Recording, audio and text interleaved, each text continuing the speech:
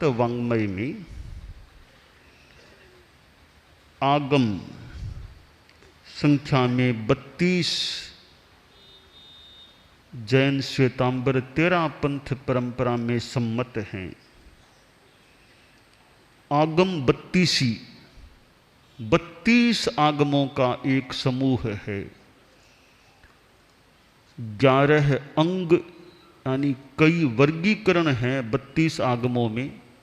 एक वर्गीकरण है 11 अंगों का, दूसरा वर्गीकरण 12 उपांगों का, तीसरा वर्गीकरण 4 मूल, चौथा वर्गीकरण 4 छेद और फिर एक है आवश्यक। 11, 12, 23, 4 27, 4 31 और 1 32। यों 32 आगम होते हैं। अन्यत्र ज्यादा भी आगम की बात आती है। जैन श्वेतांबर 13 पंथ धर्म संघ में 32 आगमों को प्रमाण के रूप में माना गया है और इनमें भी 11 अंगों को स्वतः प्रमाण का दर्जा प्राप्त है। 11 अंगों में जो बात है वह अपने आप में प्रमाणभूत है। तो 32 आगमों में भी 11 अंगों का एक ऊंचा स्थान है, स्वतः प्रमाण का दर्जा उन्हें प्राप्त है।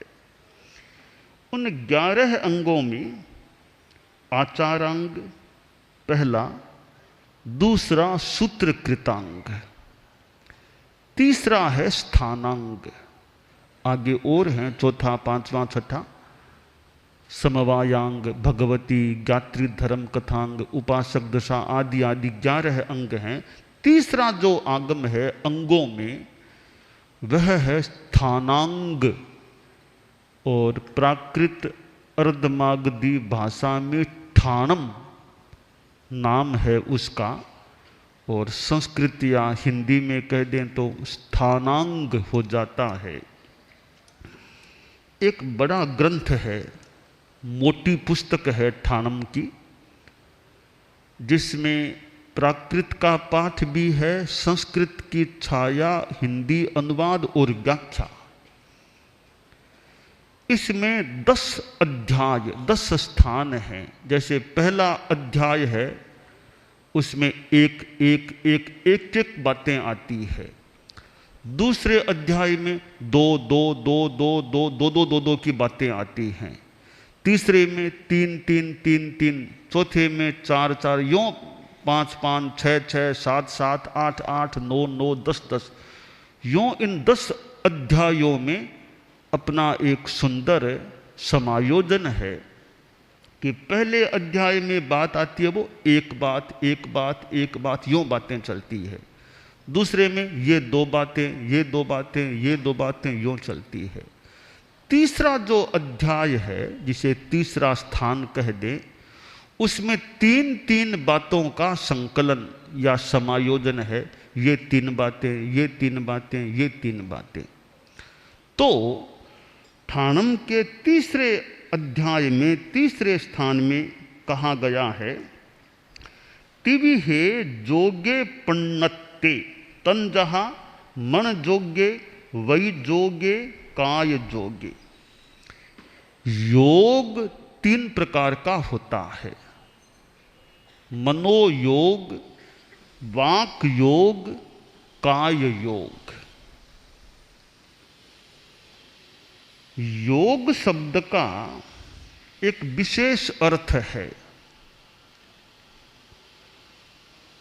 योग की परिभाषा दी गई है, काय वांग मनो व्यापारो योग है। शरीर, वाणी और मन की प्रवृत्ति योग है। व्यापार यानी प्रवृत्ति, शरीर की प्रवृत्ति काय योग है, वाणी की प्रवृत्ति वचन योग, वाक योग है, मन की प्रवृत्ति सोचना, स्मरण करना, कल्पना करना, यह मनोयोग है।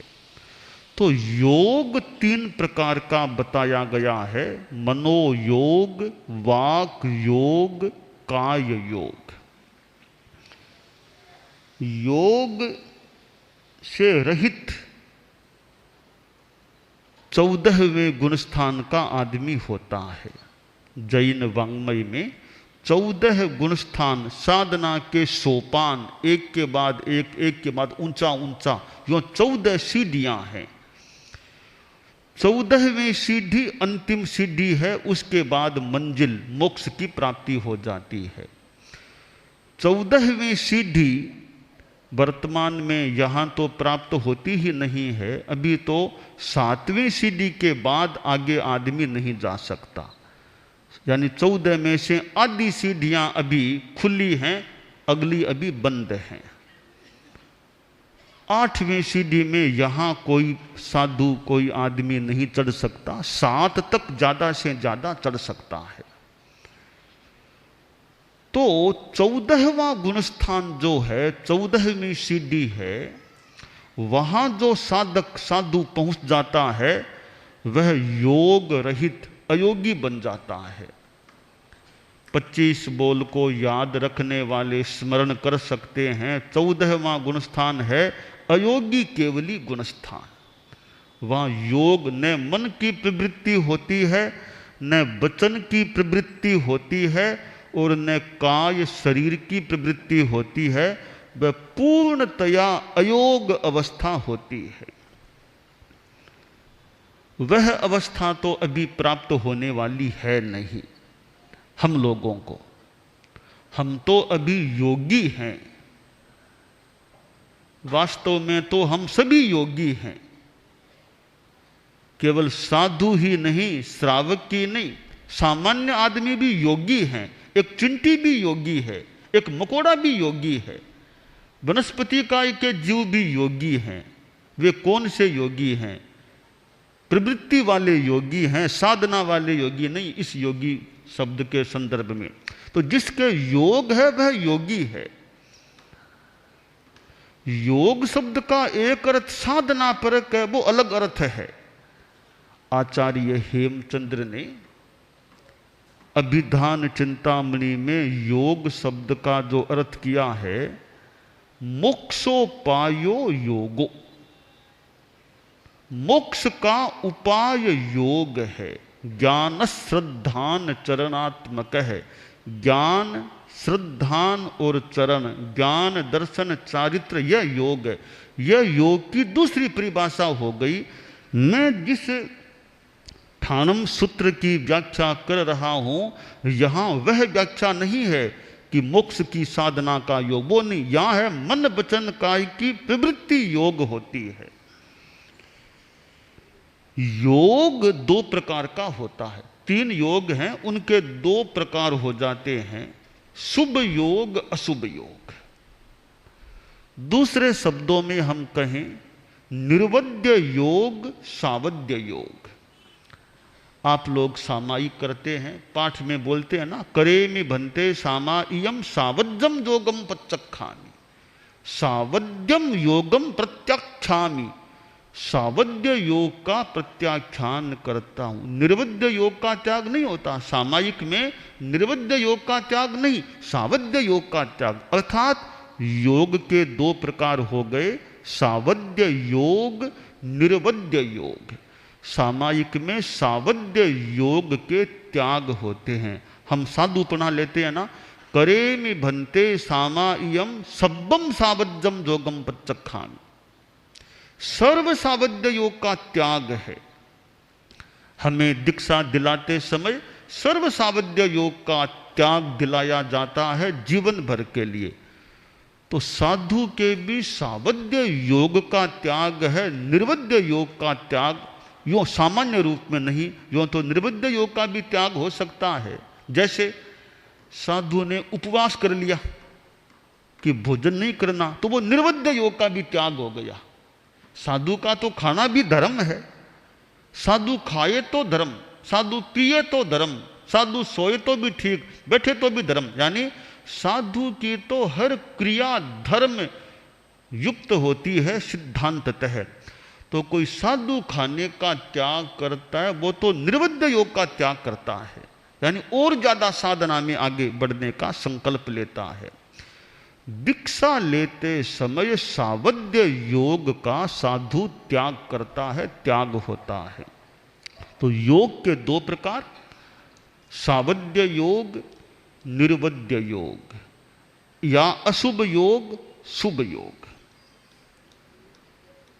अब योग है मन की प्रवृत्ति, वचन की प्रवृत्ति, काय की प्रवृत्ति। एक समय में एक योग, एक ही योग हो सकता है, सामान्य सिद्धांत। यानी एक समय में दो योग नहीं हो सकते। हमारी चेतना या तो चिंतन आदि में लगेगी, या बोलने में लगेगी, या शरीर की चेष्टा में लगेगी। एक समय में अनेक योग एक साथ हो, उसमें चेतना लगे, ऐसा नहीं होता है। इसलिए सिद्धांत एक समय में एक ही योग हो सकता है। खैर यह थोड़ी सी सूक्ष्म एक बात है कि चेतना एक योग में ही लग सकती है। शुभ योग क्या होता है, अशुभ योग क्या होता है? जैसे मन योग है, अशुभ भी हो सकता है, शुभ भी हो सकता है।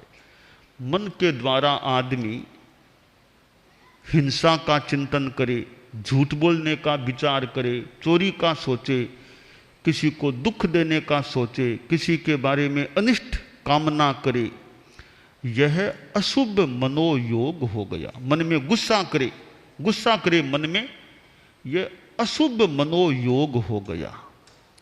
शब्दों में गुस्सा कर लिया, गालियां दी, डांटा, फटकारा, शब्दों में गुस्सा है, यह अशुभ वचन योग हो गया।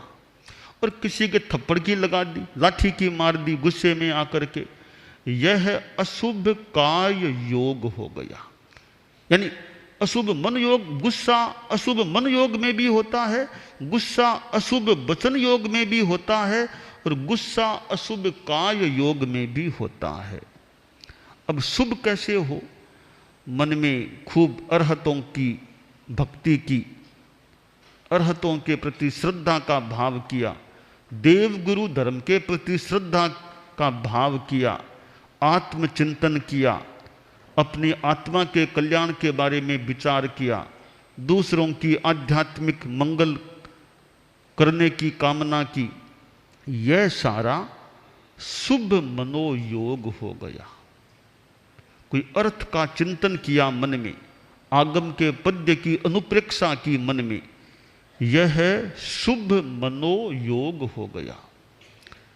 वाणी से कैसे? वाणी से जप किया, नवकार मंत्र का जप किया, भक्तिमय गीत गाए, स्तुति की प्रभु की, तो शुभ वचन योग हो सकता है। अरहतों की कोई वाणी से भक्ति करे, स्तवना करे, तो वह शुभ वचन योग हो जाता है। और शरीर से बंधन किया, साधु को बंधन किया, उठ बैठ कर तिखुतों से साधु को, चारित्रात्मा को बंधन किया, यह शुभ काय योग हो गया। जो शुभ मनोयोग, शुभ वचन योग, शुभ काय योग होता है, इससे लाभ क्या होता है? इससे दो निष्पत्तियां होती हैं।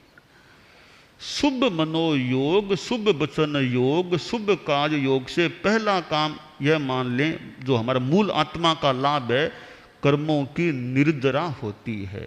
अशुभ कर्म टूटते हैं, पाप कर्म झड़ते हैं, निर्जरा होती है, आत्मा उज्जवल बनती है। यह शुभ योग का मुख्य लाभ है।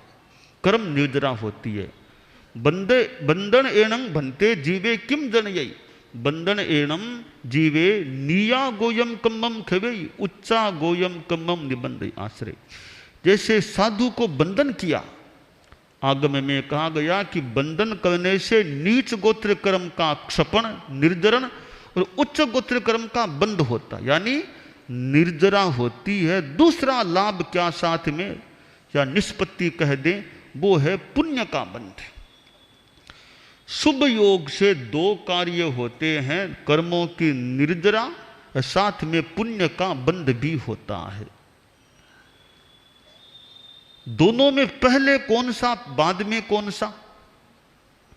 तो अगर सूक्ष्मता में जाएं तो पहले होता है पुण्य का बंध, बाद में होता है निर्जरा का काम। पहले पुण्य फिर निर्जरा, पहली पानड़ा पछे धानड़ा। पानड़ा पुण्य, धानड़ा धर्म। क्यों? क्या कारण, क्या स्थिति, क्या? परम पूज्य गुरुदेव तुलसी का मुझे स्मरण हो रहा है। संभवतः गुरुदेव तुलसी ने एक बार बताया, फरमाया था कि ये निर्जरा और पुण्य दो पहले पीछे की क्या बात है। गुरुदेव ने हमें ज्ञान दिया कि देखो पहले पीछे में है क्या, दोनों कार्य एक साथ शुरू होते हैं। जो ही शुभ योग होगा तो निर्जरा और पुण्य दोनों काम एक साथ शुरू होते हैं, परंतु पुण्य का बंध का काम पहले संपन्न हो जाता है और निर्जरा का काम बाद में संपन्न होता है। इसलिए पहले पुण्य बाद में निर्जरा की बात है। तो शुभ योग से निर्जरा होती है और साथ में पुण्य का बंध होता है। यह एक स्वाभाविक सी बात है। जैसे अनाज होता है, खेती करते हैं तो अनाज भी है, तूड़ी भूसी भी हो जाती है, दोनों होते हैं। इसी तरह निर्जरा भी होती है, साथ में पुण्य का बंध भी होता है। तो आदमी अशुभ योग से बचने का प्रयास करे कि मैं असत चिंतन कल्पना स्मृति न करूं, असत वाणी का प्रयोग न करूं, असत कायिक चेष्टा न करूं। हम असत से बचने का प्रयास करें और शुभ योग में रहने का प्रयास करें। अगर हमारा यह ध्यान अच्छा रहे कि अशुभ योग में न जाएं, बहुत बड़ी साधना है। साधु की ओर है क्या? अशुभ योग का सेवन नहीं करना, यह मुख्यतः साधुत्व है, आचार है। अशुभ योग नहीं करना। अब अशुभ योग मूल होता क्यों है? महामना परम पूज्य आचार्य भिक्षु के साहित्य में, भिक्षु साहित्य में मिलता है, उजला ने मेला कया जोग, मोह कर्म संजोग बिजोग। आश्रय कि योग उज्जवल, उजला और मेला कैसे बनते हैं, इसका मूल जिम्मेवार मोहनीय कर्म है।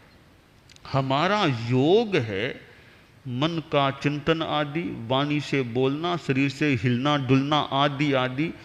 इनमें क्या है? मूल मोहनीय क्रम वो साथ में घुस जाता है, मिल जाता है, तो हमारा योग अशुभ बन जाता है। मोह क्रम दूर रहे तो हमारा योग निर्मल उज्जवल शुभ रहता है। तो योग को अशुभ बनाने वाला मोहनीय कर्म होता है। जैसे ग्लास में पानी है, वर्षा का पानी बरसा, बाल्टी में आपने ले लिया तो पानी अपने आप में साफ है, शुद्ध है। अब बाल्टी पड़ी, फिर आंधी आई, रजकणे मिल गई तो पानी गंदा हो गया। तो पानी को गंदा किसने बनाया? रजकणों ने गंदा बना दिया। पानी अपने आप में गंदा नहीं था, पानी तो शुद्ध था। तो रजकणे मिल गई तो पानी गंदा हो गया। अब वापिस आप रजकणों को अगर दूर कर दे प्रक्रिया से, और प्रक्रिया से रजकणों को दूर करने से वापिस वो पानी निर्मल हो जाता है। फिटकरी डाल के प्रक्रिया करो, पानी साफ ऊपर आ जाता है। तो हमारा योग है वह अपने आप में ठीक है। वो मोह कर्म के रजकणे, मोह कर्म की आंधी आती है, मोह कर्म की रजें उसमें मिलती हैं, तो हमारा योग यानी मन वचन काय की प्रवृत्ति अशुभ अशुद्ध बन जाती है। हम मोह कर्म को दूर रखने का ध्यान रखें, प्रयास करें, तो हमारा योग उज्जवल रहेगा, निर्मल रहेगा। तो ठाणंग सूत्र में जो 3 प्रकार बताए गए हैं योग के, कि मनोयोग, वाक योग, काय योग। हम मनुष्यों के तो तीनों योग होते हैं, मन भी है, वाणी भी है, काय भी है।